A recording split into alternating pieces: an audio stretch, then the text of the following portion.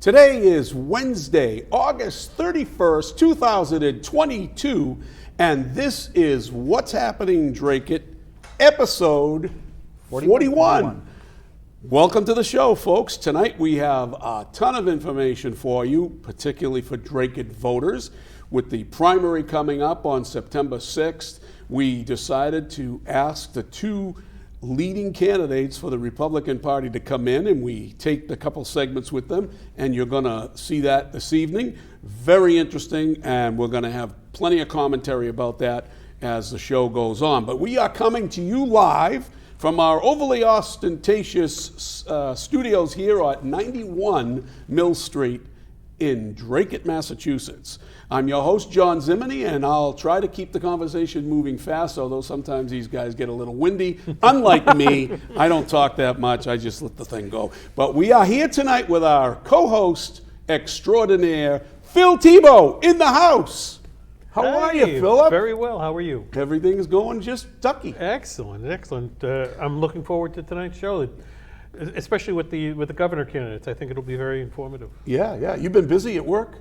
Very busy, which is nice. As a matter of fact, I recently just had somebody who knocked on my door, walked in, a Dracut resident who was looking for some architectural services. Oh. It's like, well, it's nice that you can just walk in and see the real architect. and see what's going on. So I'm glad things are going well. Things are going well. Our Cub reporter is here, but he's going to make a nice little mannequin tonight and not say very much. It's Rich Silvio in the house. I told you I'd get you back. It's only the beginning. Hey, John, you wait until the next show, John. You wait until the next show. Oh, we're all right. So Richard's in the house, folks, and we know that his fans, Rex Kramer and a couple others, were already on the pre-show. Absolutely. Right? It's good to hear from you guys, and I can't wait to see what they have to say. Richard? Work is fantastic. Busy, but fantastic. School started? Today was the first day of school for 1 through 12. Kindergarten and pre-K starting September 7th, so it's only going to get busier. Great. So. And the Teflon Don of Dracut Access Television is actually here tonight in the house, seated to my left, Gordy Scott. Gordy. Hey, everybody. How's everyone? Say hello to the missus. Hi. Hi, She's at the gym right now. She's working hard. She doesn't have the gym put on for our show? It's probably up there. Probably is. She's watching me right now on the big screen. Absolutely. Hi, honey. Absolutely. So what have you been up to? Oh, just work is crazy. A lot of automation. Doing a lot of automation, making things work smoothly and making everyone's job easy. That's what I'm doing. We have a good show tonight. You can relax. Just get ready for some questions and get some comment on the videos. I just can't wait for Sean's weather report because that's it's dry. That's a good question. We need rain. Unfortunately, Sean is not here tonight. Oh, Sean, today is meteorologically the last day of summer. Did you know that? Yes. I did not. So, but Sean is feeling a little under the weather. Boom. Unintended, and he won't be with us tonight. But we do have a great show for you tonight, and we hope that you will watch. We're going to limit the amount of calls if anybody does call. I mean, we have so many phone calls, so we got to limit them. But you can join us on Facebook if you're not able to get us live on Dracut Access Television or on your regular cable TV. And if you want to catch up, you can always catch us on YouTube. There you go. Tell us about YouTube real quick. YouTube is What's Happening Dracut. It's our page. Just type in What's Happening Dracut on YouTube. You'll get all our episodes. They're all out there, 1 through 40, and soon to be 41 once we get it posted, which usually in a day or two. So we expect Sean to be back at our next show, and we're going to be doing a show live from Old Home Day. When's that day? That's September 10th, Saturday, September 10th. September 10th, and we'll be down at the Old Home Day, and we don't know the exact time yet, but we'll post that as soon as we get it, and we'll be live. Yep. Stop down and say hello to us. Yeah, absolutely. So want autographs? Yes. John will be signing 3 autographs. We'll see if we can get some 8x10 photos of him. Well, I'm selling autographs for $3.99. But John, I wanted to mention at Old Home Day, a lot of people don't know this, the Historical Society also does a 12 items and 12-minute walkthrough. So if you're there, be sure to check that out as well. You mean the Historical Society that you no longer are a member of? That's correct.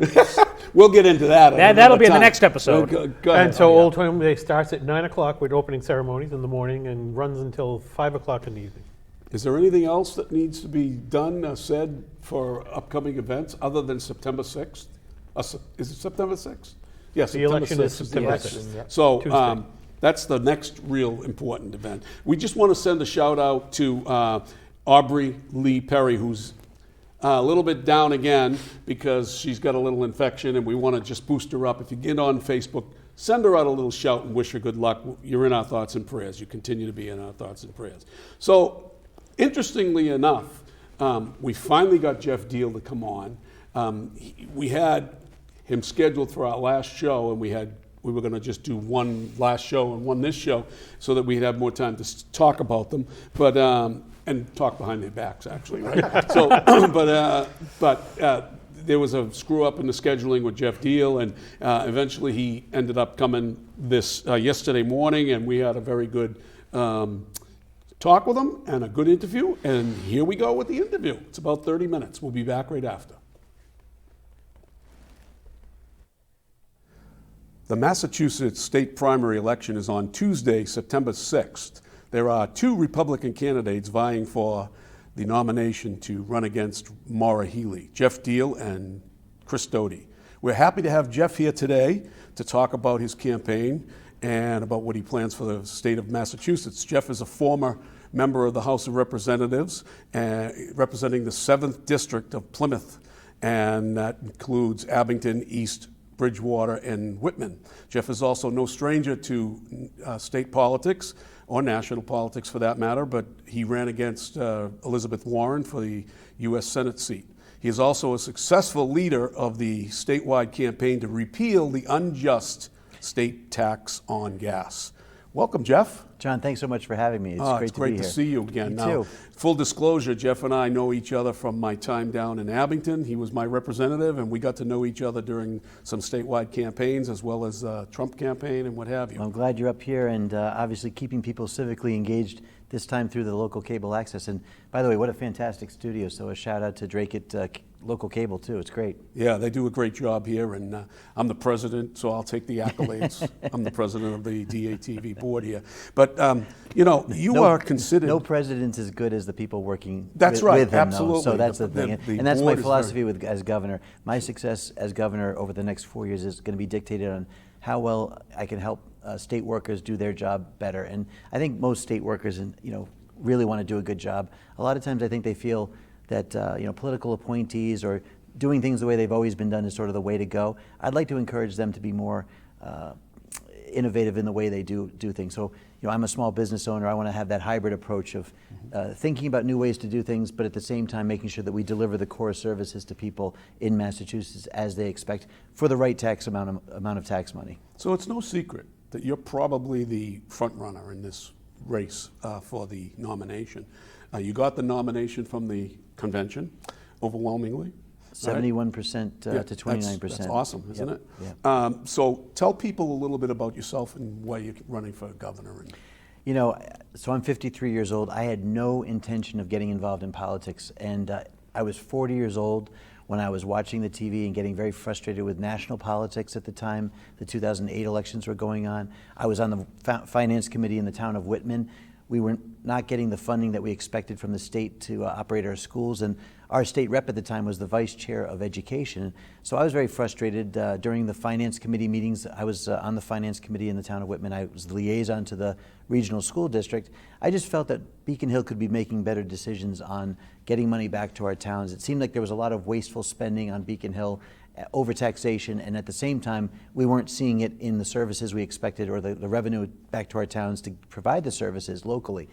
So I asked people on the finance committee if anybody was going to run against this state representative at the time. His father had been a state rep and senator before him, so it was kind of a lineage seat. Nobody was going to run against him, so I said, well, I'll do it. And I read 2 books on how to run for office, and I ran a long shot campaign in 2010, and I ended up getting into the legislature. I was put on the Ways and Means Committee for my first 2 terms. So I spent 4 years learning exactly how the state spends its money, where we do a great job and where there's areas of improvement, right?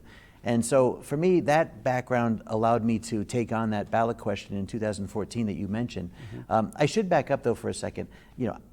My wife and I own a small business. It's a performing arts school that she runs. She was a Broadway performer when I met her on a blind date. And we came back to her hometown where her parents lived to have our children and raise them. And so now I've got a 20-year-old daughter and a 16-year-old daughter.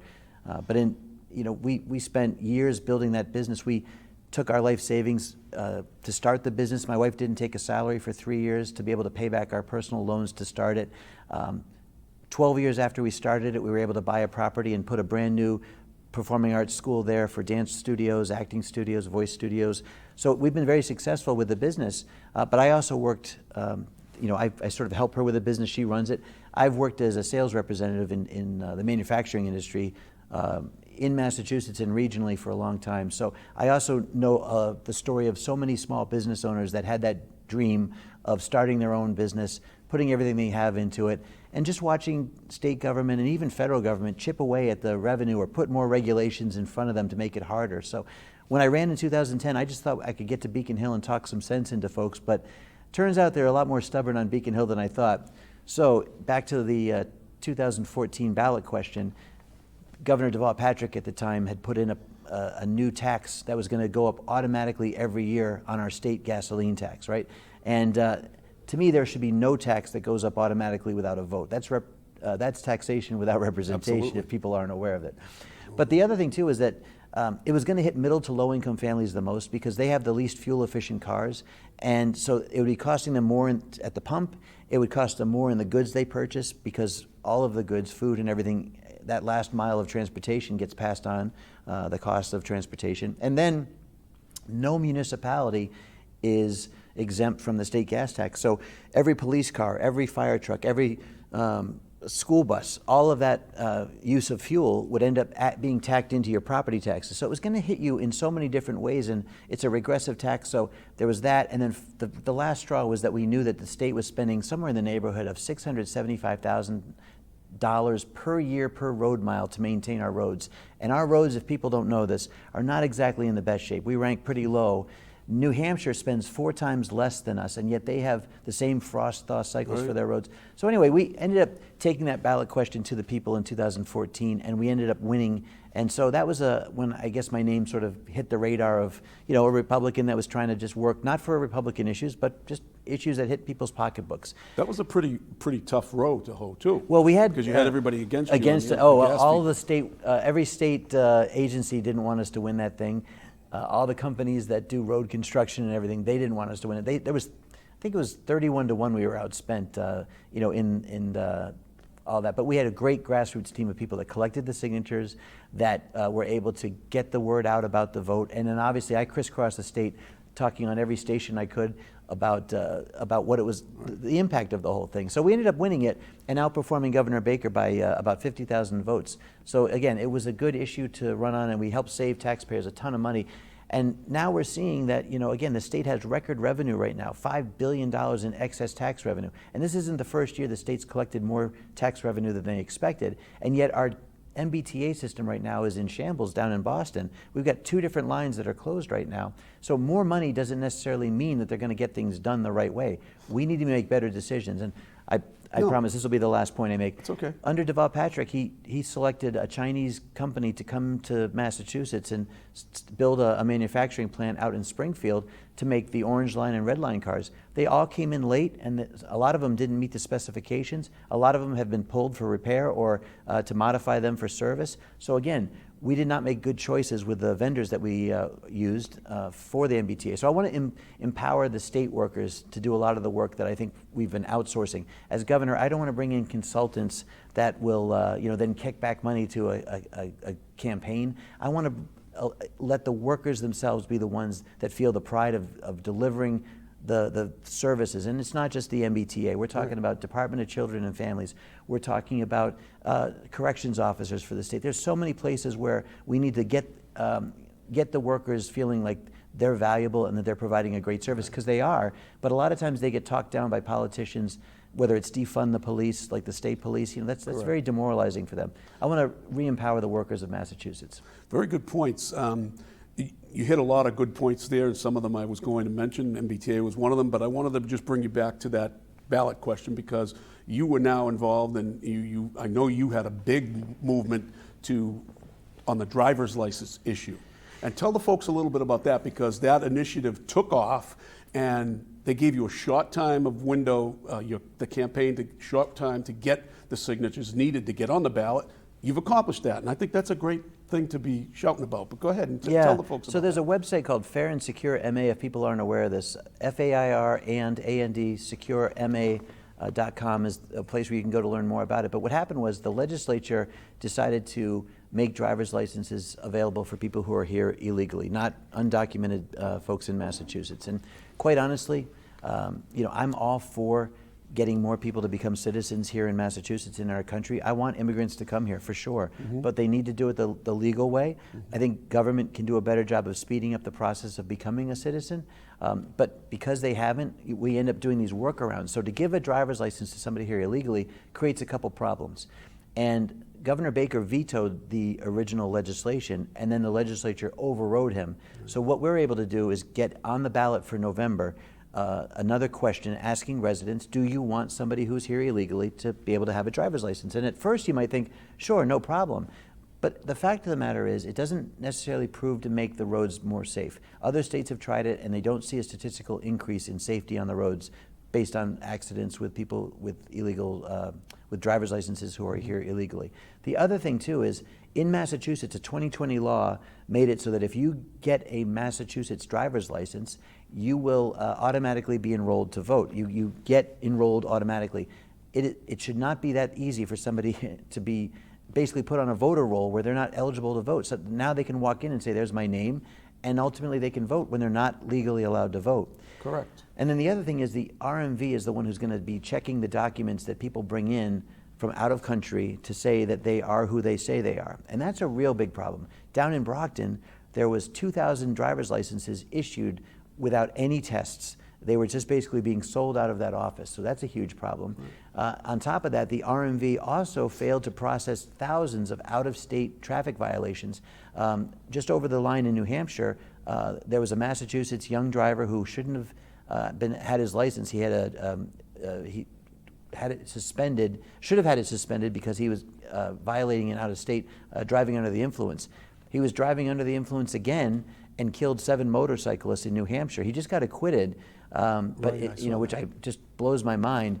But the fact of the matter is, he should never have had his license to begin with because it was supposed to have been pulled. It was one of these documents that was in, famously, there's a picture of about 80 banker's boxes in an RMV office where they just didn't get to processing that. Wow. So that's a big problem to me. And I think on November, the polling shows that we will win the repeal of that law, but obviously we need people to be aware and getting out there and telling their friends too, that's what they need to vote for, to repeal. That's a big issue because a lot of people in town have mentioned that about, can you imagine them giving out driver's license to illegal, undocumented people? And then what happens is that license becomes a valid ID around the rest of the country. Somebody now goes into somewhere else in the country.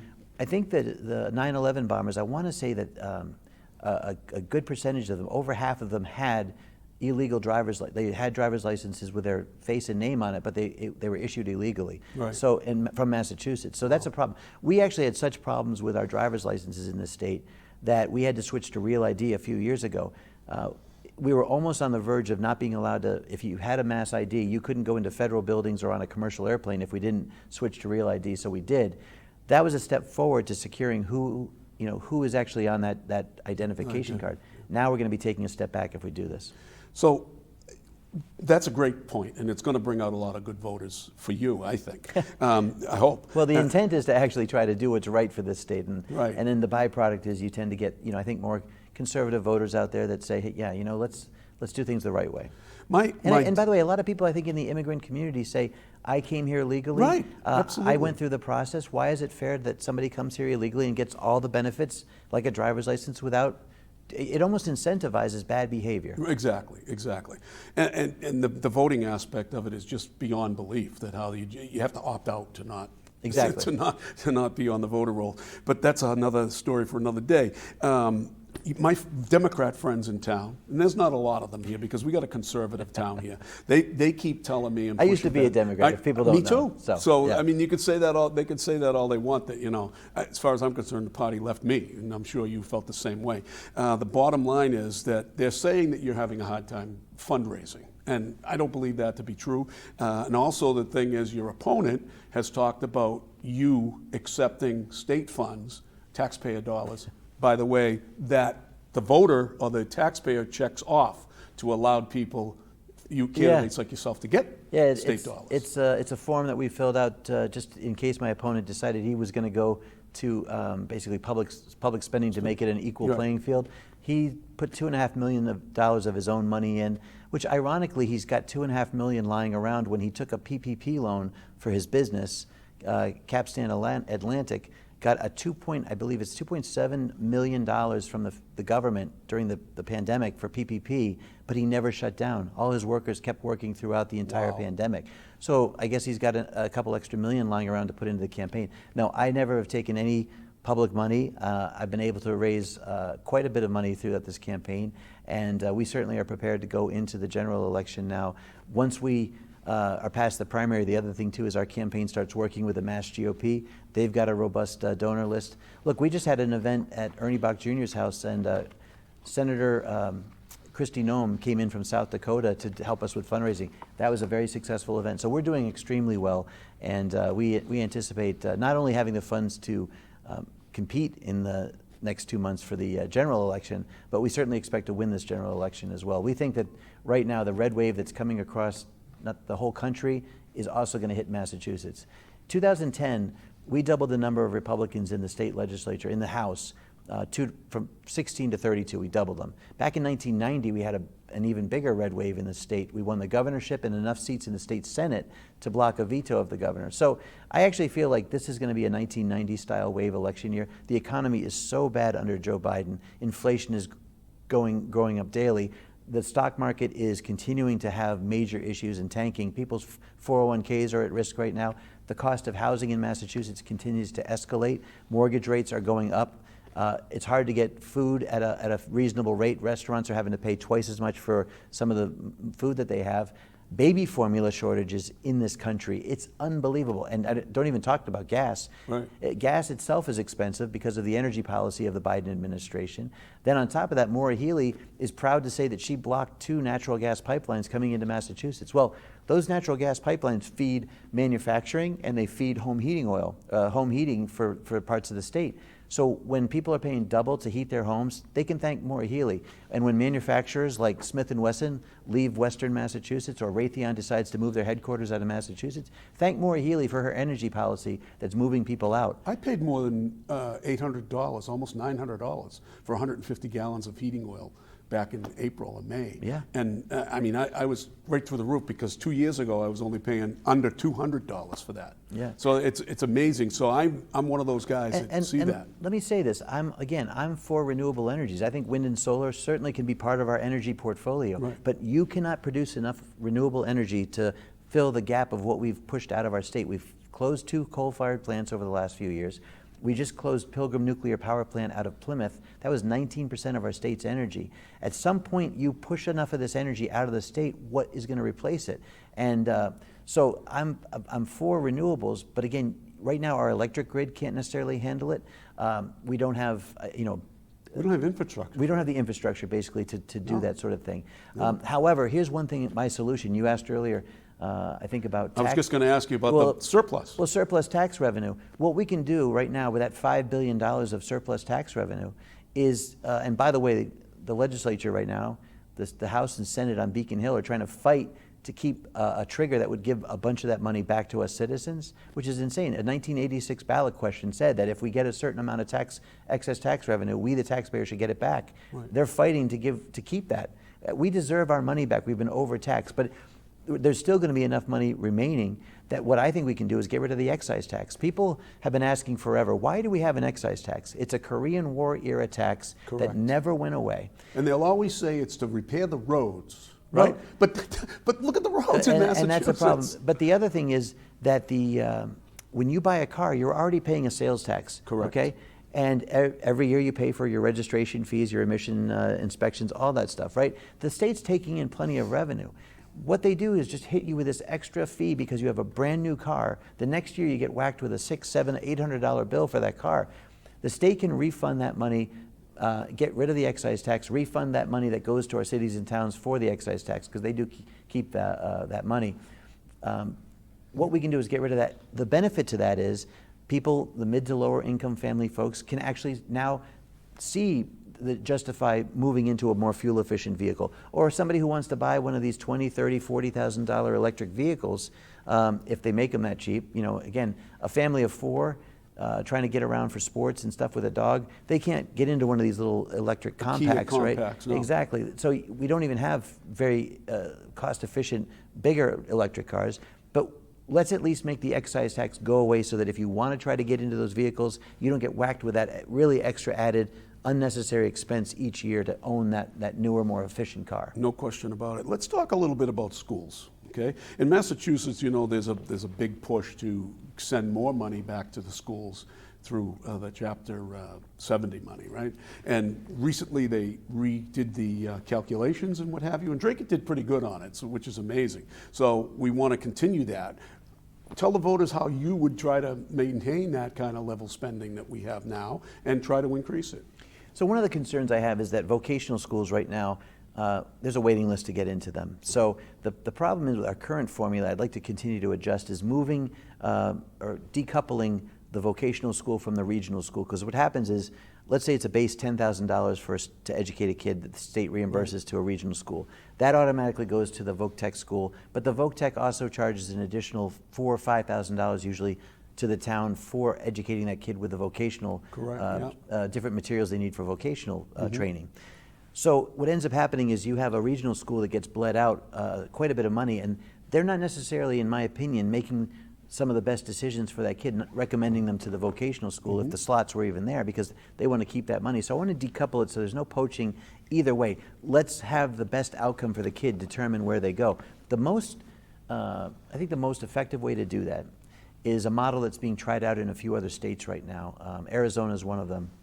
I want to create an education savings account. So, for example, let's say you've got a healthcare plan and your employer says, well, the premiums are so high, I'm going to give you a health savings account card so that, you know, when you buy prescriptions or you go get an exam or whatever, you can pay for it with this credit card. I don't want to give you an actual credit card for education, but I want you, the parent and the student, to basically have that state's the money that would go for you to educate you, you decide where it goes. You decide if it's going to go to the public school. You decide if you want to use it for private school education. You decide if you want to use it for materials for homeschooling. Okay, we have seen a doubling of homeschooling in the last 2 years, and we've seen a double-digit increase in enrollment in private schools in Massachusetts because the pandemic exposed, I think, very much how flawed our public schools are as far as being able to provide remote education.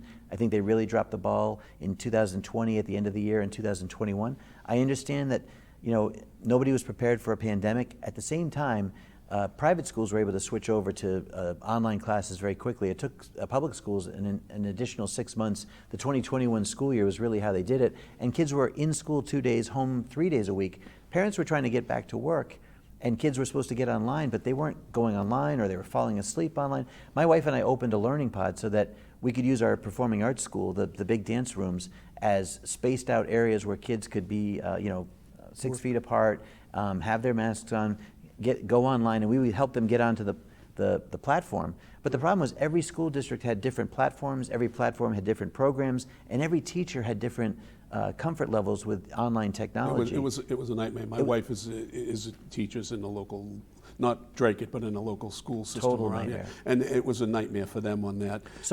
With education, I just want to make sure, and what we found out during the pandemic too was there was some questionable material that was getting put out in front of kids. I mean, parents started to get really concerned about the fact that there was content related to sexual preference being taught to kids by teachers at the ages in kindergarten, first grade, second grade, third grade. You know, in my opinion, my wife and I have 2 daughters. I asked my wife to do the birds and the bees talk with my daughters. Absolutely, right? me too. I have 2 daughters and also. I was hoping it would be late in life, 21 or whatever. But, you have to teach them something about sexuality at a younger age than that. Sure. But I think that's a parent's decision to talk to their kids about their sexual preference and sexuality, not a teacher, especially at an age of kindergarten, first grade, second grade, third grade. So a lot of parents right now are concerned about that content. Plus, my daughter, who's a junior this year in high school, last year a sophomore, to play a sport, MIAA, which oversees sports in Massachusetts, required kids in the fall and winter seasons to watch a video called Implicit Bias, where they were told that because they're white, they have an advantage on the athletic field and in the classroom. In my opinion, we're trying to get racism out of our households, but my daughter had to sign an acknowledgement of that white privilege that she supposedly benefits from. Right.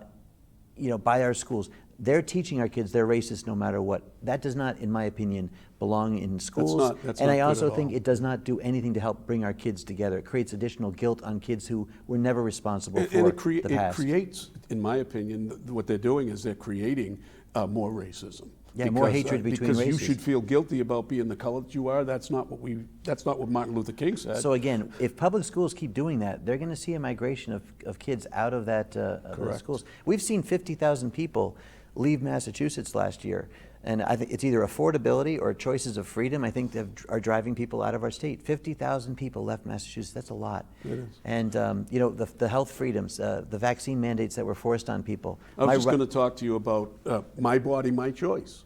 What happened I to chose that? to take the vaccine I because did of my too. age and my compromised health system. But how do you tell the folks how you feel about that? So, too? that was the thing. When people started to get fired for not getting vaccinated, state workers, especially state police, Mm-hmm. a lot of them worked on the front line during the pandemic without the vaccine available. They either got COVID and their body got natural immunity, or they have underlying health conditions that really make that vaccine dangerous for them. Mm-hmm. And so a lot of people chose not to get vaccinated and they were fired. And if you're a state police officer, you were fired in a way that meant you were discharged and you could not work in law enforcement anywhere else in the state. So a lot of them left. States like Florida gave them $5,000 incentive to go be a law enforcement officer down in Florida.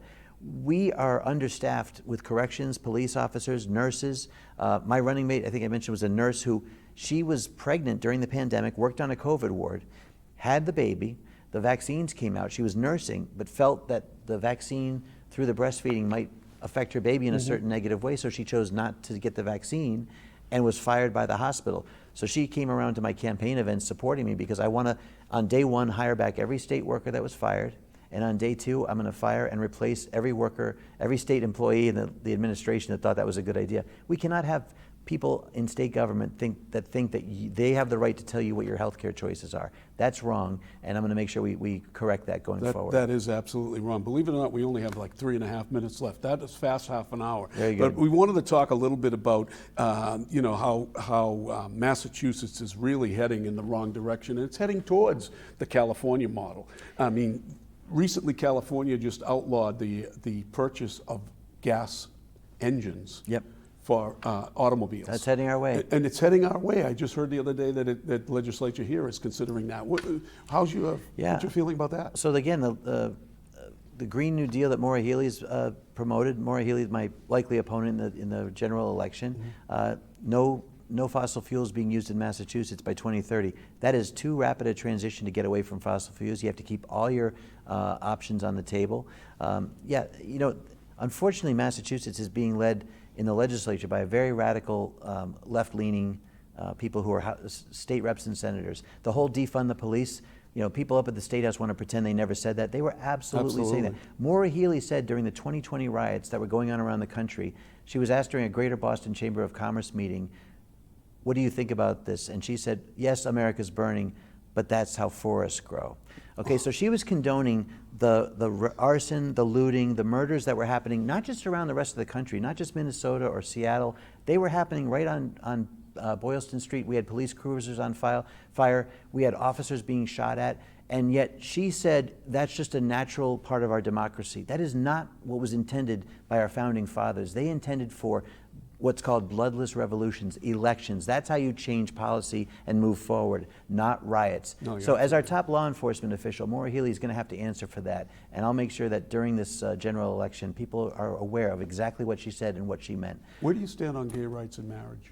Yeah, look, I think a government should stay out of people's bedrooms, stay away from their healthcare decisions, and stay out of their bedrooms. I think people should make their choice to live how they want to live, and I'm totally for that. Very well said. Voter ID. How do you feel about that? So I filed language in 2012 to enact voter ID here in Massachusetts. It was rejected. I think it's one of the most simple ways to make sure our elections are safe and secure. A lot of people fought and died in our country to provide rights like the right to vote, and to just make it so that somebody could come in and vote without necessarily being a citizen. Those are wrong. You need an ID to do many things. Get on a train, get on a plane, just a lot of things. Send money to your former country. Buy You need an some beer, you know? I mean, Yeah, you need an exactly. ID. Why can't you just show a simple ID to do the most sacred duty, which is to vote? Right. So Jeff, we get less than a minute to go here in your 30-minute segment. Tell the voters, look into the camera there, and tell the voters why they should vote for you. Well, the people of Dracut or anybody else who's watching this, just want you to know that I'm all about freedom, providing you that economic freedom away from Beacon Hills, spending your tax dollars. You should decide what you want to do with your money. They don't necessarily always make the best decisions. The educational freedom to make sure your kids are getting what they expect out of the schools here in our state, and also just make sure that safety, public safety, we reinforce how great our law enforcement officers are doing their job so that our communities are kept safe all the time. I'm going to make sure that we are a state where you can afford to live and not have to leave, and I promise you, you're going to really enjoy 4 years with the Deal Allen administration. So on September 6th, I'm asking for your vote, and thank you again, John, for having me here today. Oh, you're very welcome, and thank you, folks. We're going to go back to the studio, and don't forget, September 6th is the day to vote in the primary, and get out and vote and do what's right for your country and your state of Massachusetts. Thanks again, Jeff. Thanks, John. Appreciate it. Thank you. Awesome. So, we're back, which is great, huh? I like the that little magic with it. Did you see that transition? Wow, that was a good transition, Nate. Enterprise beamed us in. Right. So I hope you enjoyed that. We're going to come back very quickly, but I want to go with a little bit around. What was one thing that impressed you about that, or didn't impress you? I think it's him going out and getting that question put on the ballot to not allow the illegal immigrants to get a license. I think that's a big one. That's a big How one. about you, Phil? I find that the excise tax issue is a little more complicated than he purports it to be. Mm-hmm. It's almost the same as when Governor Duval Patrick was saying that he was going to reduce your property taxes. Right. It's not that simple. Right. Go ahead. For me, it was schools. I don't think the issue was under funding. I think the issue was overseeing of spending.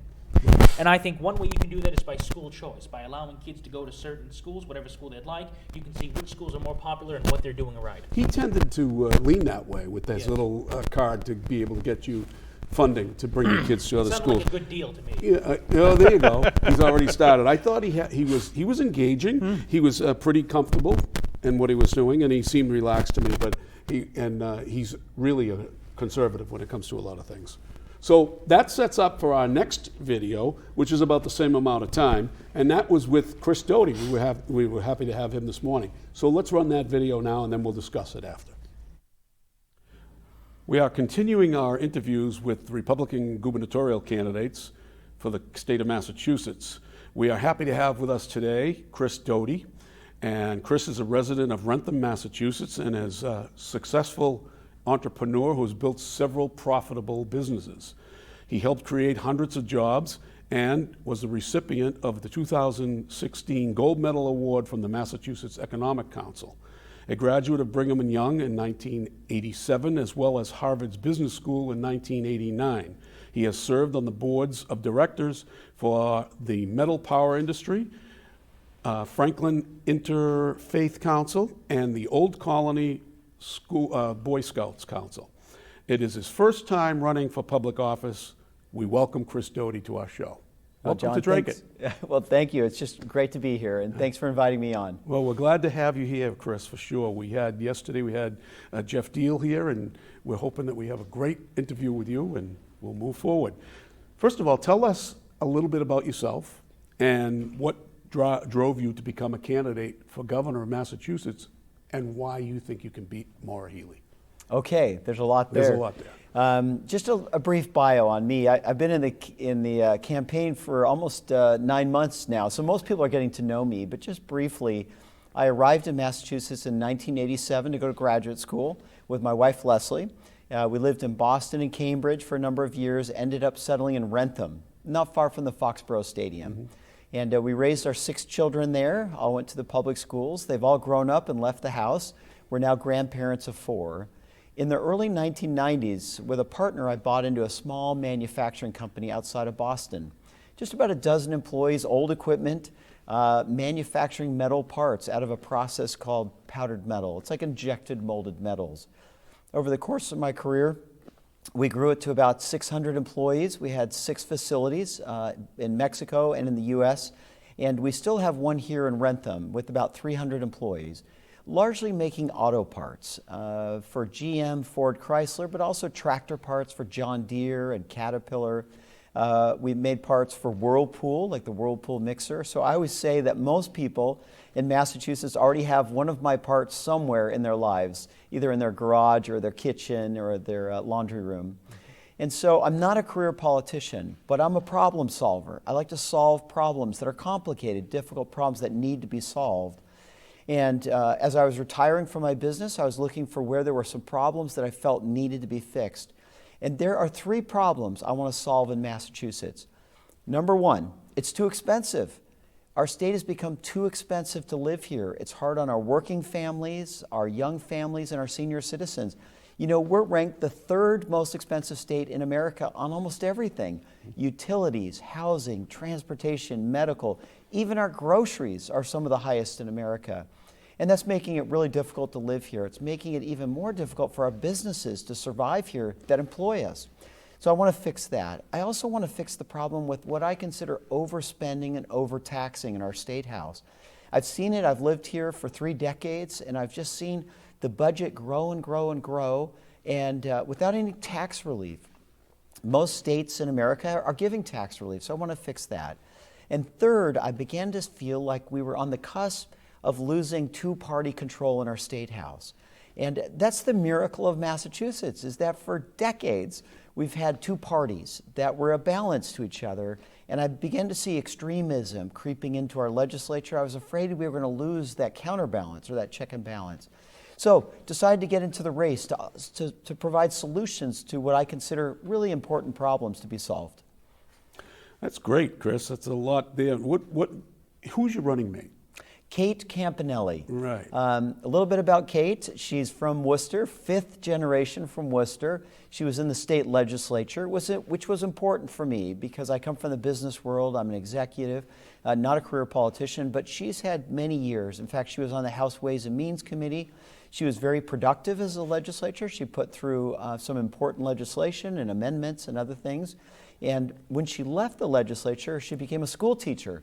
And that's a big part of what a governor does, is education. And so she's really close to the education of what happens in the classroom, and I think she'll just be a wonderful lieutenant governor, very hardworking, very bright, and also I think people will really come to like her.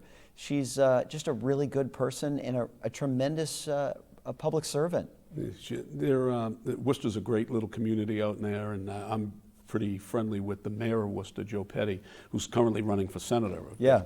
But you spoke earlier about the inflation that's hit our country as well as Massachusetts. Can you tell the voters of Massachusetts and the voters of Dracut how you think you can help taxpayers with that plan, and what is your plan? Okay, so what all the other governors in America are doing is a quick relief is tax reduction. It's something a governor can do right away. There are some structural problems that take longer, but we can do tax reductions. Right now, 30 states have already put through tax reductions. So on day 1, I want to put through a gas tax holiday. That'll give us, $40 to $100 a month in everyone's pocket. I want to reduce our sales tax. As you know, we're at 6 1/4. For decades, we were at 5%. I want to drop us down to 5%. That'll make us more competitive with New Hampshire, which is just across the border. I also want to work on our property taxes. What's happening in Massachusetts right now is that the State House is using all the money, and they're not giving it back to the local towns like Dracut. Mm-hmm. As a result, cities and towns like Dracut have to keep raising property taxes to keep up with inflation. Mm-hmm. And because of the high inflation, they have to sort of defund their police, defund their schools, the roads and the sidewalks. Have you noticed the difference in roads between Dracut and New Hampshire? Mm-hmm. You can notice it because we're not funding our towns enough. So I want to begin reducing the cost in state government and getting it out to the local communities so they can start investing locally. How do you feel about, you mentioned roads, how do you feel about the excise tax? The state excise tax. Do you think that should be eliminated? I do over time. It's one of those taxes that there's only a few states in America that even have it anymore. Mm-hmm. I'll tell you an interesting story. In our state house, there's a commission called the Tax Expenditure Commission. This commission was created to find creative ways to tax you and me. And things that you and I can't see, they're hidden things like the rolling stock tax, things you and I don't talk about that go on that cause our groceries to be more expensive, for everything we do in our lives to be more expensive. I want to get rid of that commission because I believe that's the wrong focus. I want to replace it with a commission to lower taxes. This is more common from the private sector where I come from is opportunities to reduce costs, not to raise taxes on everyone. So I want to replace that commission with a new commission to find opportunities to reduce taxes on our citizens. Is that a commission that's created by the governor? It's part of the legislature, but the executive branch and the legislative branch both participate in this commission. Okay. You talked about dropping the sales tax rate, which is a good thing, obviously. How would you be able to do that with a majority Democrat House and Senate? Yeah, it's always a good question. I'm not in the seat right now, but in my business life, I've always focused on problems, regardless of parties. Parties don't really solve problems. They have different purposes. People solve problems. And so I want to bring everyone together, regardless of their background, their experience, or their parties, and say, what are the problems we need to fix and how are we going to fix it? Now, I'm running on a campaign to make our state more affordable. So when I'm elected, I'm going to tell the legislature I was hired to fix a problem, which to make it more affordable to live here. So you have to support me. That's what I'm here to do. And so I can be pretty direct and pretty straightforward. We're going to solve some problems.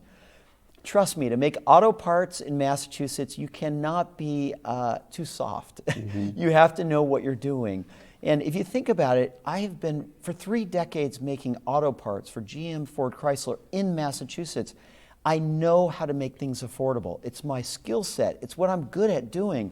And I'm going to tell the legislature I was hired to make our state more affordable. I need you to join with me. Even if you don't, I'm moving forward. So Massachusetts has a huge budget surplus. Would you be in favor of returning some of that money that is specifically in the legislation that created that to send some money back when it reaches a certain height? Absolutely. That's why I'm here, is that we are overtaxing our citizens right now. Now, this is not unusual in America right now. Every state has large surpluses. We're not unusual. The difference is the other states are giving the money back to the citizens. We're unique in that not only are we not giving it back, but we're even talking about more taxes with this graduated income tax, which is so stunning to me that we are the only state in America that's talking about taxing people more at a time we should be lowering taxes. So we're going the wrong direction. So we need to turn that around. Now, if I can highlight a difference between me and Maura Healey, my opponent at the Democratic, she just recently came out with an ad that says that she's for lower taxes. What a great hypocrisy, because for the last 8 months in this campaign, I've been saying, Maura, where are you on these taxes? What do you want to do? Silence. And we talked about the gas tax holiday, and she said, no, everybody should drive Teslas. We talked about state aid to local communities. She said, no, I want to negotiate with each town individually. Time after time after time, she refused to give tax decreases. Here's the funny thing. She's running an ad right now on TV that says that she's for making Massachusetts more affordable and lowering taxes. Talk about hypocrisy. Like, I want to say, Maura, be who you really are. Don't just copy my message.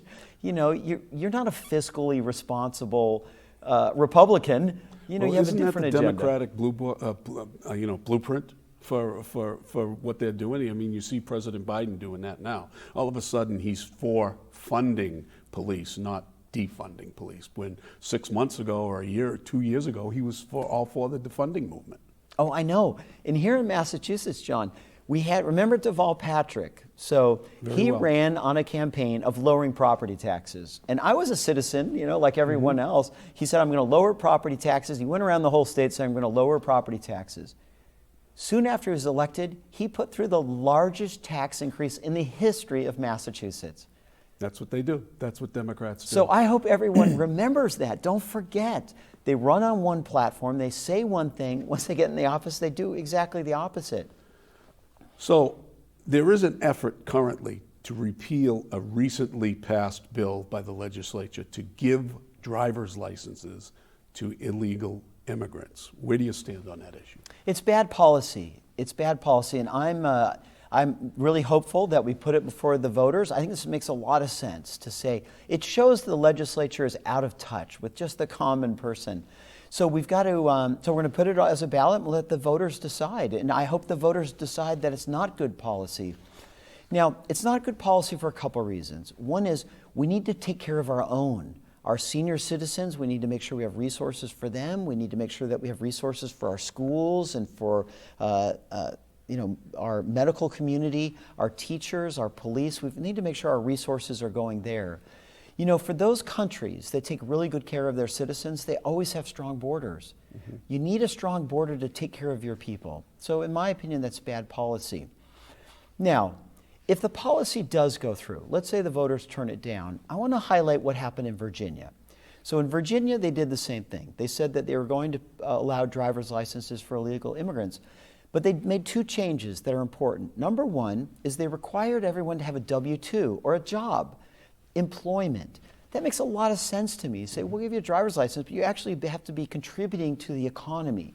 And so that was one thing Virginia did. The other one is they said, we'll give you a driver's license, but it has to look different. It has a different name, a different color, a different orientation. It just looks like a different type of driver's license. So when it comes time to vote, the clerks know, oh, okay, this is not a voting citizen.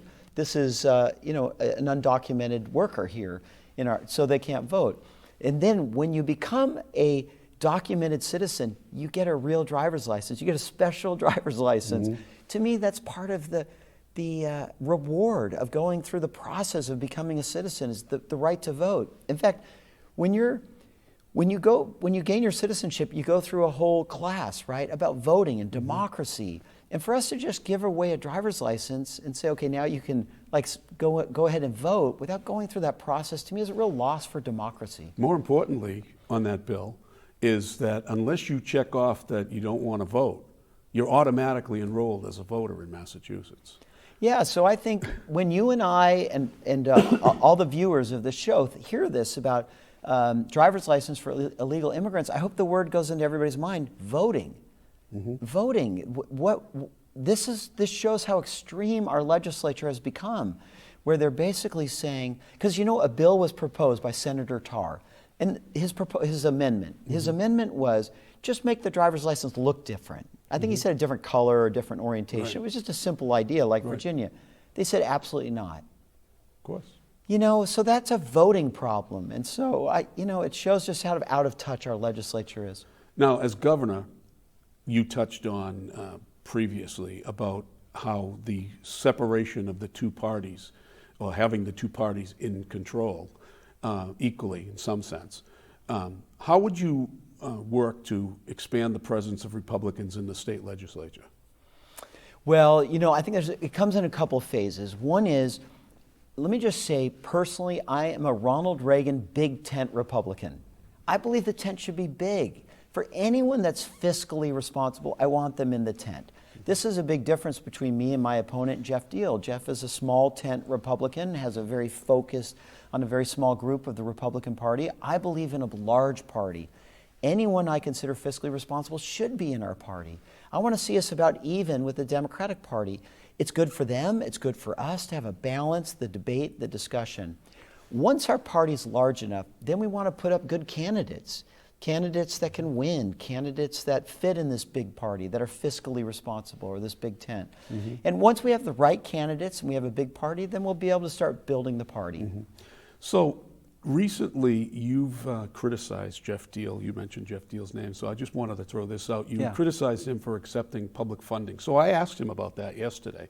I put it right on him, and his answer is that he is not taking public funding, and that he signed the application just in case you decided to take public funding. He also said that you, during the pandemic, you took PPE money and never closed your business down, and that's probably why you have extra money to self-fund. What do you say to that? I would say Jeff has a reading comprehension problem because he can't read forms. So the form he's talking about for the state or the taxpayer-funded campaign says right on it, it doesn't have anything to do with other candidates. It's just what you want to do. It even says the other candidates are not constrained in either way. It's so straightforward that that's a silly argument if you just read the form. The PPP loan, again, shows that he has a reading comprehension problem, because the PPP loans, for all the business owners know, it's administered by the largest banks in America through a federal government program, sort of like a mortgage. You can't cheat the federal government or these large banks. It was set up so that you use actual payroll dollars before the pandemic and then payroll dollars during the pandemic, and they pay you the difference for what you paid your employees that weren't at work, that were out with COVID or were taking care of sick people. So it's just a reading comprehension problem. You can't cheat the federal government and large banks out of a federal program for PPP money. It comes from actual payroll dollars. Okay. Now, as I pointed out, Jeff has no executive level experience. He wouldn't know all this because, you know, he's a failed politician. He loses elections. That's all he does is lose elections. He wouldn't know these types of things. But for those of us that are in the business world, we have to laugh about this because it's again, it's a federally controlled program with actual payroll dollars. I had a question about, you mentioned on the IDs for the licenses and the changes between the two IDs. I want to go back to that for a moment. How do you feel about voter ID? I think People presenting voters. I honestly think it's a really good idea because it increases the integrity of voting. Voting can always be better, you know. So I don't think we're ever done saying, okay, voting is actually, you know, absolutely perfect. I think we just look for improvements so that people feel more and more comfortable that there's high integrity in our voting, in our elections. So I think it's a good idea to have voter ID. Show who you are, your name. It's curious that in both the Republican and the Democratic conventions, when we went to our conventions and we all had to vote, both parties were absolutely adamant that you documented who you were before you voted. But yet when we come out to the general voters, we say, never mind. Yeah. The general voters, it's not common sense, right? That when you're running your convention, you want good voter ID, but when it comes to the voting for candidates, you're indifferent. Yeah, right. I mean, you use an ID to buy liquor. Right? Yeah. You use an ID to send money to your former family in other countries. Yeah. Right? You need an ID to do that. So it just boggles my mind when people are opposed to voter ID and making sure that the person is the person. I mean, that's the integrity of voting, in my view. Yeah. Let's talk a little bit about schools, because your running mate is a big advocate for schools, Yeah. being right as a school teacher. I have a couple school teachers in my house too, my household, my oldest daughter and my wife. Do you think, how do you feel about school choice? And I'm not talking about the public school choice. I'm talking about allowing people to take their child and put them into a private school and take the money with them. Yeah. Well, I really appreciate the question because education is a big part of what we hire a governor to do. It's part of the job description. It's got to be top 3 for a governor that we hire. So I have looked at this very closely. Here's a few thoughts for me, and then I'll get to the school choice. The problem we have in Massachusetts, first let me just say we do well in Massachusetts on almost every ranking. Now it's an average, and we have some schools that are doing really, really well, but we have other schools that are actually ranked very poorly in America. So there's a huge gap that we have in our education system right now. And the issue I see is turnover of teachers. In these gateway cities and some of our urban areas, we have high turnover. Almost 40% of the teachers turn over every 2 years. I know from the private sector, you can't build a business that way. Can you imagine if you had that much turnover? Day one, I want to find out what we can do to reduce the turnover. You know, people ask me, well, how do you do that? It's easy. You just ask the teachers, like, what do you like about your job? What do you not like? How do we fix it? What are the things we can do so that you like your job and that you'll stay in your job long term? It might be compensation, but oftentimes it's having a good boss. It's about having the right resources. It's feeling appreciated, being recognized, a lot of those things. Now, I've hired over 1,000 people in my life. I know a lot about hiring. I know a lot about losing employees. I have felt the pain of having a valuable employee leave. I know what it feels like when you have a really qualified teacher say, I'm going to leave the profession.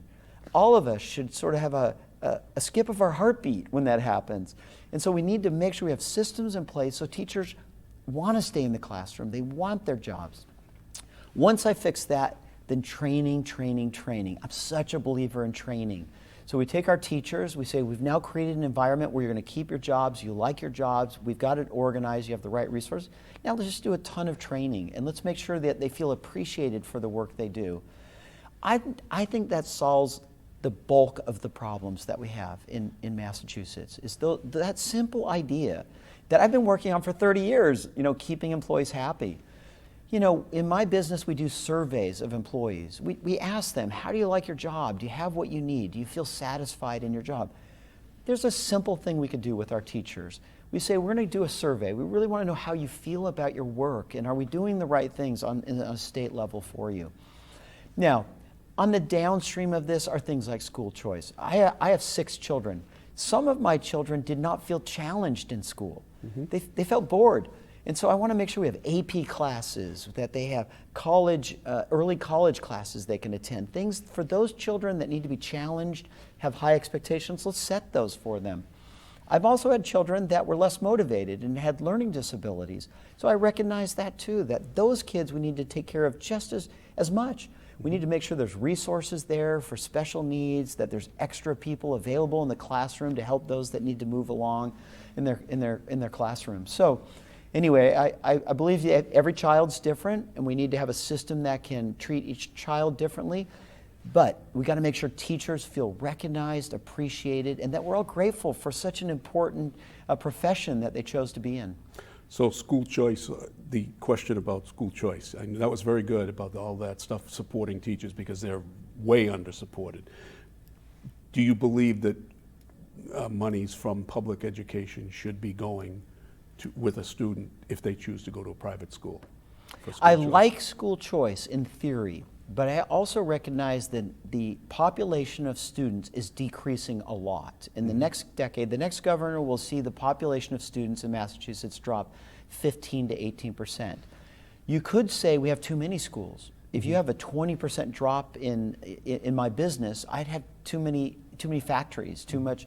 So we got to deal with that, and the next governor's going to have to deal with that. So I can't say right now, that we need to build more schools and create more schools, because actually we need to recognize our population of students is decreasing, and we want the quality to go up. For me, the North Star is that people fly to Massachusetts to see the quality of education for every child.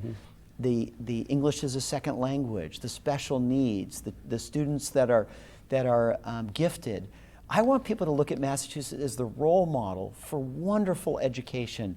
And how we do that with charter schools and school choice, we have to work that into the conversation. But the quality of teaching for every student is what I consider most important, what happens in the classroom. So you mentioned how the student population is dropping.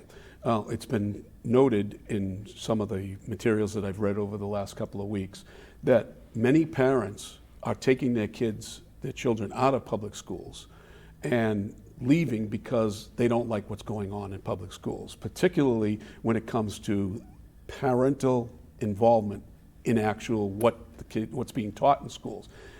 CRT is a big issue, and a lot of people are worried about critical race theory and other sex orientation and things of that nature. How do you feel about that?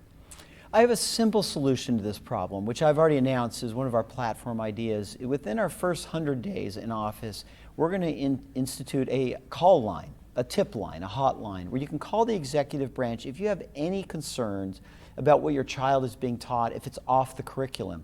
The governor gets to set the curriculum. So I get to say, here's our curriculum, here's what we're going to teach our kids. If you feel like your child is being taught something that you feel is age inappropriate, call this phone number. We'll have it in Spanish and English and Portuguese. Tell us what the problem is, what the issue is, what class, or what school district.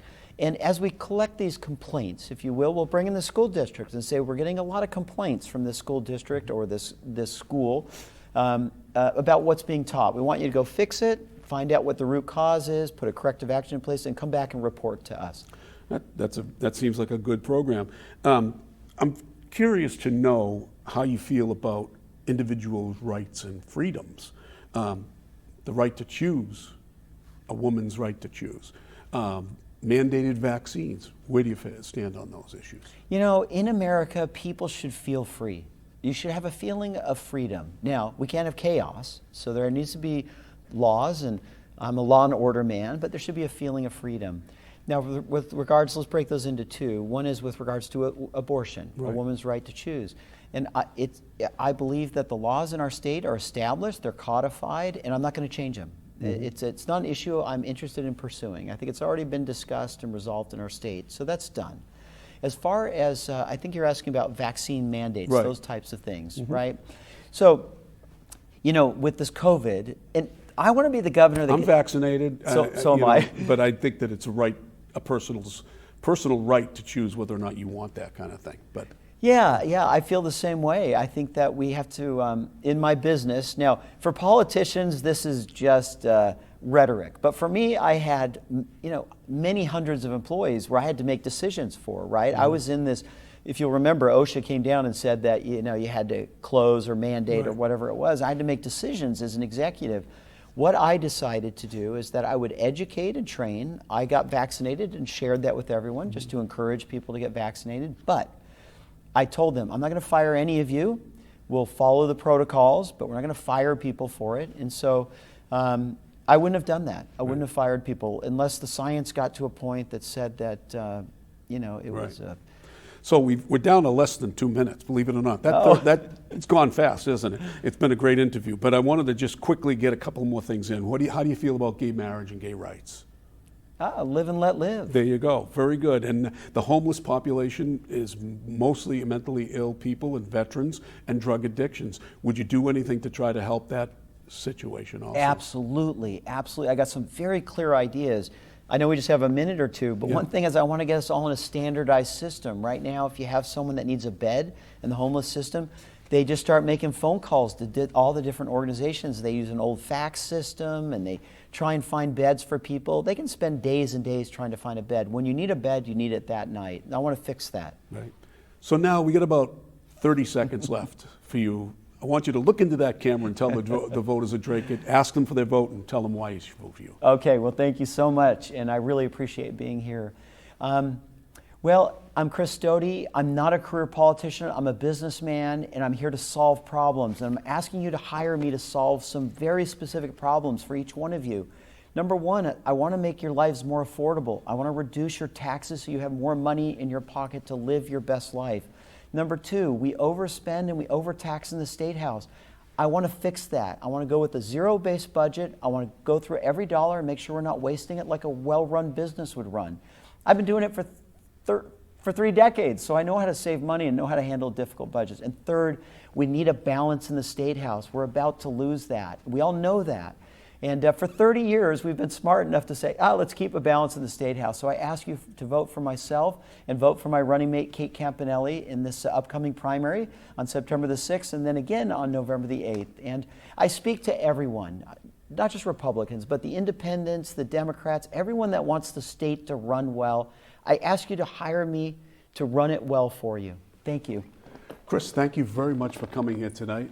Appreciate your time and Thank you. effort to be here, and it was a good interview. We'll be back in a minute with more of our show. How's that? Whew. Wow. How was that, huh? So we wanted to just go around table with the panel here and give us 1 or 2 things that you thought were interesting or stood out for you. We'll start with you, Richard. So again, I'd like to focus on education. I really like his point of giving teachers a voice, because I do think that is one of the main issues when it comes to Massachusetts schools. The old saying goes that teachers who can't teach become administrators. Mm-hmm. And over time they become so out of touch with what it really is like to teach and be in a classroom that it forms an issue, and it forms communication gaps between teachers and administration. So I do think that was a good point that he Was there brought anything up. else that stood out to you? It was mainly education, but I do like how he supports voter ID. I think that's another major issue there. Phil? I think what I saw between the 2 interviews is that they're very similar as far as where their stands are. I certainly like the idea that Chris Doty is coming from outside of the system, and he's a businessman. And I mean, that's one thing that we liked about some other politicians that we had voted for in the past. Right. And I think that could be beneficial. Was there anything that stuck out in your mind with Chris Doty that Chris Doty said that would be interesting to you? Yeah, well, I think he made a good point, as Richard brought up, the voter ID laws, right?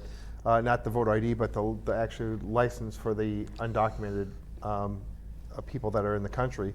So I thought he had a great idea. If it does somehow pass, somehow put some restriction on those licenses to make them a different color, or like when you're under 21, they change and they turn them horizontal versus vertical. So something like that. I thought that was a great idea that he brought up. That could be an option if it does pass. I like to stand on taxes and rolling back the tax of the sales tax, because that was supposed to be rolled back and never did. But I don't know how we could do it without the legislature. That's a tough. That's a tough. That's tough one road of those to hoe. tough things. Yep. That's a tough road to hoe. But I also thought that he made an interesting point about maybe we should be closing some schools. Maybe there are some schools that are underperforming that should be closed and consolidated with other, and that gives us better teachers also. And that was an interesting thing to be talking about too. That will not go over big with the teachers union, as you know. They want to expand. They don't want to reduce. But I thought both candidates were engaging. I thought both were very good on their issues. And, one has a more conservative look and one is more moderate, which will absolutely tend to, in Massachusetts, be more attractive to those people who are more in the middle, whether they be Democrats or not, and those independents who outweigh both parties in Massachusetts. Those are the people that you want to really point to. So now let's talk a little bit about how we felt when we were watching each candidate. Compare the two. Talk about something that comparatively made you feel good or didn't feel good. We'll start with you, Phil. Start with somebody else. Oh, start with somebody else. Okay, we'll start with you. Sure. Well, I mentioned it when we were watching the videos. I think that Deal really led the conversation, and he kind of pointed you. You kind of had background questions or follow-up questions, but he kind of really led the conversation. Where Doty listened to you very closely, and he answered directly your questions and answered them. So I thought he was more attentive to you. Yeah. Just from, a layman's thing. Yeah. So do you think that Deal was more? He already had his canned points, and he was going to put them out there regardless. Yes. You see, as an interviewer, you just let the person talk, and then you pick it apart. That's what I don't want to have to lead it. But if I am, then we have a better engaging conversation. Right. So what that proves to me is I think that Deal is a little more aggressive. Right. He's a little more aggressive. I think he'll be a little bit more outspoken. Where Doty, I liked him, but I think he's a little more passive aggressive. He sits back, but I liked him because he did listen and he did answer all your questions completely. Yeah. So. Richard, Just hopping on that, I think that comes from his business acumen, where if you're trying to figure out what a problem is, you have to find out what the problem is. You just don't have the answers for it, and I think in that way he listens to you and he tries to analyze what he needs to do. Yeah. Right. So while I agree that Doty was a little more attentive than Deal was, I certainly feel that Deal is a little less polished than Doty. And for me personally, when looking at a candidate, I prefer the less polished candidate because I feel like Deal was more. I feel like he was more down to earth. You think he was more like you? He was more like me. He was definitely more relatable to the voter, in my opinion, and I think that's going to be a major factor. And on you're a election day. first-time voter this time. Exactly. So your vote is going to be important to which way you go. Exactly. I want somebody who sounds like me, who I think I can call on the telephone and have a conversation. Right now, both candidates talked about the excise tax, and we know that the excise tax, as Phil pointed out earlier, the excise tax goes to the cities and towns directly. You write the check out, right? That's correct. And as it was playing, Chris Doty mentioned that real estate tax that I had mentioned prior, and John was wondering if I had coached Chris on that, and no, absolutely not. But it's a very good point. It's a little more complicated. It's certainly a nice talking point. Oh, I'm going to reduce your excise taxes. I mean, but to actually get it done can be difficult. Yeah. So both candidates talked about that excise tax, but they also talked in kind of differing ways about school choice, right? Yep. So school choice was, Doty was more reserved about just handing it out, but it seemed as though Deal had a plan. Oh, he did. He definitely had a plan. Some I kind like of that card or whatever. Not exactly. He didn't say it wouldn't be a kind of credit like card, your medical, but you would have like a fund that you know, $5,500 or whatever that Yeah. goes to your town that pays for public education would go into some kind of fund. And if you wanted to use $4,000 for homeschooling to pay for books and educational materials Right. or whatever, you could do that. That's a great idea. I Yeah. think and let the people, individual people, make the choice, and don't let the state make the choice for Did you. anybody catch where Doty talked about securing borders too? He talked about securing borders. He actually mentioned secure the borders so that we can, when he was talking about the ID and separation of the two IDs, do you think that the Democrats will jump on that one, Phil, when saying, well, make them a different color? Isn't that kind Well, of absolutely, like a because now- racial right, type? right. So There'll now still you- be those that'll say, ooh, that sounds racist Right, to me, but I don't so think now it you're was. getting into the equity and all that sort Right. of stuff where it really isn't. I mean, Right. you're trying to identify people, and that's what your driver's license for. It's just to identify you. So trying to make them all equal, it makes it more difficult for those who need to identify you. That's the very reason why until the age of 21, Right, your license is in a portrait. Exactly. So on the issue of the voter ID and what have you, he was pretty specific on that too, and they both were good on that. One of the issues that he brought up was Maura Healey wanted to. She wants to negotiate with each town on what funding goes to you rather than the formula that the legislature has put together. Doesn't that sound to you like, Richard, a little bit like, politics, party politics, where the town that votes for me will get more money? Because it's an obvious inevitability, right? You know, I absolutely agree with you, John. Republicans will give more funding to Republican towns and cities. Democrats will do the same for their own. Right. And I think also by doing this, she's trying to keep more money at Beacon Hill and less money in the hands of the towns and the people who she represents, you know? Mm-hmm. Because by doing that, she's obviously going to be able to negotiate with different towns a little better with some, worse with others. And I don't know, I feel like it's a completely biased process, and we can't allow that to happen. Mm-hmm. John, I wanted to ask you a question. Go ahead. Since you were the interviewee, Yeah. interviewer Yeah. for the interviewees, Yeah. what were your thoughts on the two candidates, like specifically? Well, I know Jeff Deal personally, so it makes me more comfortable to be with him. He came in kind of today kind of in a rush because there was, as we all know, there was a couple of issues getting him here, and so he was kind of like, I'm here and let's get going. Where Doty came in and he was more relaxed and he was more interested in things around us. Although I do like Jeff Deal, I haven't really made up my mind on who I would support in the end. I'm really waiting on that, but I think they both did a great job here tonight.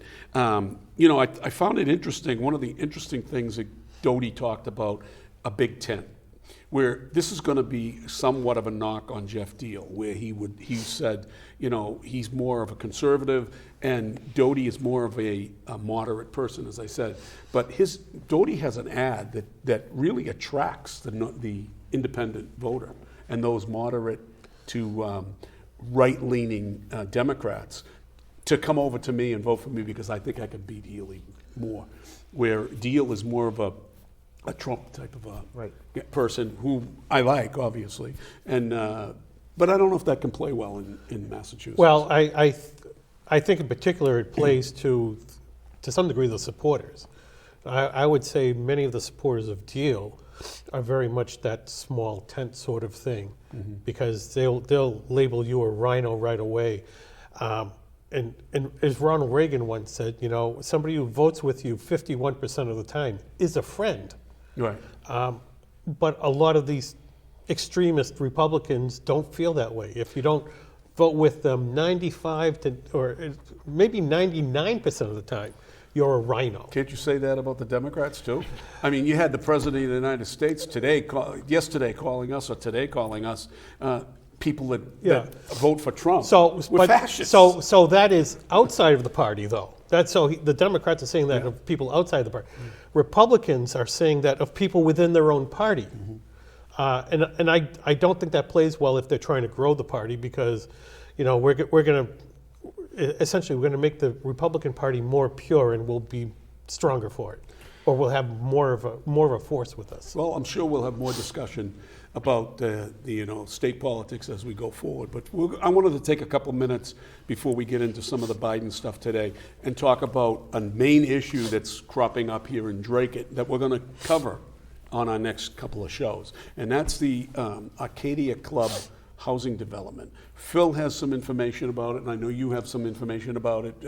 So Phil, why don't you fill us in a little bit about it at the ground level and give us a little bit of what you think will be the issues going forward. So I believe, for the most part, so our zoning bylaws for that particular area are R3, so it's zoned multifamily. It's I think a 12-acre site.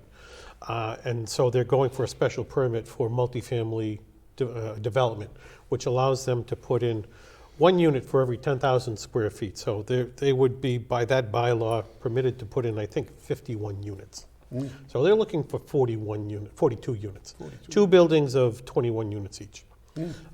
3 stories, so typically, again, the zoning requires 2.5 max. So 3 isn't outside of the realm of possibility. Certainly, we've approved 4-story buildings here in Dracut, so I wouldn't see that as a drawback. The biggest issue, I think, and I think most of the neighbors have been bringing it up, is traffic. So you have 42 units, you have 2 cars in each one, so if About you have 100 people. So if you have 42 couples leaving every morning, you have 84 cars leaving. Right. Is that too much traffic? I think the traffic counts will probably say no. It's the roads will handle it. Yeah, Peabody Ave is a narrow road, 22 feet wide or so like that, but most of Dracut's that wide too. Yeah, so yeah, I mean, exactly. So you could so have that argument I'm not necessarily seeing anything that is detrimental, but that's up to the planning board to make that decision, I suppose. Right. So what do you see as the main issues of this Arcadia? Well, I think that's the whole thing is do you want to have an apartment, basically an apartment complex. It's not an apartment complex, but basically an apartment complex, and the property that we're talking about is on 351 Sladen Street. It's 10.3 acres, and I think the selling price is 1.25 million. So a developer did purchase it. I don't know what the final selling cost was. I'm sure it went over the way real estate is going around here these days. But I think the biggest issue is, and I know if I lived in that area, your biggest concern, obviously, right? They're going to be cutting down a lot of trees. It's going to be a lot of noise, right? They're going to be clearing that area to put up these buildings. I think they cut down less trees than you would realize because they have the Acacia Club that's up there and the whole parking lot. So they may be cutting some in the perimeter, but the bylaw also requires them to keep a certain buffer between residential units, and I believe they said they're maintaining those. But I mean, there's going to be construction vehicles in and out. There's going to be a lot of noise when they're doing the building. So, So Richard, as the youngster on this group, what do you think about this? John, I believe I live fairly close to the Acadia Club. And I think the main issue is going to be, I believe they term it NIMBYism or NIMBYism, NIMBY, not in my neighborhood. Not in my neighborhood. I think that's going to be the major thing. I think for people who don't live in the area, it's not going to really be a major issue to them, and they're not going to follow it too closely. I think the largest pushback is going to be from the people in the neighborhood. Not in my they're not backyard, going to want to deal with the noise. They're not going to want to deal with the traffic, and of course the stigma that comes with apartment houses. They're not going to want to deal with the crime that they're expecting. Right. So just for disclosure, I think as the crow flies, I probably live 600 feet from the property. Right. So you're right. I'm certainly in the neighborhood, not as directly impacted as say neighbors on Sladen Street. Right. But certainly in the neighborhood. Sladen and Pleasant, that whole area is a nightmare at certain times during the day, trying to get through those lights. And Lakeview Ave also, which will be Is there impacted. another possibility of another exit off that property? I believe there might be an abutting property that either they've been trying to access, or there's some dead-end streets in that area that they may be able to access. I don't know. It may ultimately be, if they can do it, the planning board could condition it that it's only for emergency access only. Okay. So, because as you drive up to the Acacia Club parking lot, there is a turn. Yeah. And there's some concern that first responding vehicles won't be able to make it. Although I believe the fire department said they have access. Have you been up to that area at all, Richard? Have you been the Acadia Club? Have you been by that? Yeah, recently? I drive. Yeah. I think last week we drove by it. Okay. And have you been up there at all? No. Have you, Phil? It's been a Yeah, while. I've I been mean, up I've been there. out there. I went by there yesterday, and I found it interesting that there were a couple of bonfire areas that I thought that, well, this is strange. Somebody's coming up here and having bonfires. I mean, for kids or homeless, it would be a perfect place to go. You're out of the way. Nobody could see you. Police aren't going to, go down there. And that's as been a often. big issue for the neighbors of vandalism and kids. Right, and the people- Arcadia Club Yep, itself has been boarded up, so there must have been some breaking in over there. I'm sure. So we'll discuss this a lot more, and I hope that I've tasked Phil and Gordy to get on this story and get some more information about it. Maybe we can get some video of the property and what have you, and maybe we can get John McDonough to do a flyover with his drone. And get to put some more information out there about what's going on. I wanted to just take a couple more minutes about talking about the developments with the Trump raid at the FBI raid at Mar-a-Lago. I mean, today the FBI and the DOJ put out some documents as to why the court should not have a special master. Did anybody see that? I did not. Hear I it? did not know. So the defense attorney, or Trump's attorneys, have asked for a special master, and the judge is kind of leaning that way. And I found it interesting that the DOJ gave out photographs of these files marked with top secret all over them, all over the floor in Trump's Mar-a-Lago office. Is there anybody on this panel that thinks the impeccable dresser that Donald Trump is would have files all over the floor of his office? No Is there way. anybody here? No way. Or do you think that was staged? I mean, Personally, I think it was absolutely staged. Or I they think found him in a box and they just laid him out on the floor Yeah. to take a picture of him. I think the minute the first FBI man crossed over the line to Mar-a-Lago, the DOJ proved they were nothing more than a political puppet. And I Right. think that's sad and that's scary to know that the Department of Justice in our country is being used as a political weapon, and it's going to bite them. never It's going to happened bite them before one in day. this country, and in history, right? Well, I mean, Well- you have the rumors of J. Edgar Hoover, Yeah, who was essentially blackmailing every single Well, that was politician. Yeah. different. That was behind but we have closed doors. a different FBI. Well, no, Yeah. because but you're right. He was doing that, but he never raided the president's house. No, but he certainly close to it. wiretapped He got people close to illegally, and so did. I mean, for the Democrats to say that the FBI is impeccable and unimpeachable exactly. in their procedures, it's like, well, not really. It's like they've had a pretty shady past, mind you. It's not the entire FBI, but it's certain pockets, and when you have those in particular power. Today, Biden was on the campaign trail, Yeah. and he was talking about funding the police after he had said during the last campaign that, he agrees with defunding the police. Do you find it amazing that he's now flipped completely around? No, I don't think he remembers his original statement, to be honest with you. I really doubt Neither it. do the voters. Neither do some of the voters in these cities and towns that were burned to the ground in the summer of, what do they call it? Summer of Love. The summer of love. Yeah. I mean, the summer of love, where cities and towns were burning down to the ground by these activists that were out there. It was mostly peaceful, but fiery protests. Exactly. So we'll get back to that, and I think that the FBI should be held accountable for that. But anyways, that's really wraps up our show for tonight. We're going to have another show very soon, probably around the 10th of September. Well, at Old Home Day, At Old Home we'll Day, have we'll a have a show, and then we'll Come go down from and there. join us. But why don't you close out the show, Gordy, with your? Well, John, those were great interviews tonight. Thank you for doing that and getting these possible new governors of the state of Massachusetts in for an interview. It was great. I learned a lot tonight, so hopefully you guys did too. And remember, when it's Wednesday and it's 6:30, it's What's Happening Dracut. Good night, Dracut. Good night, everybody.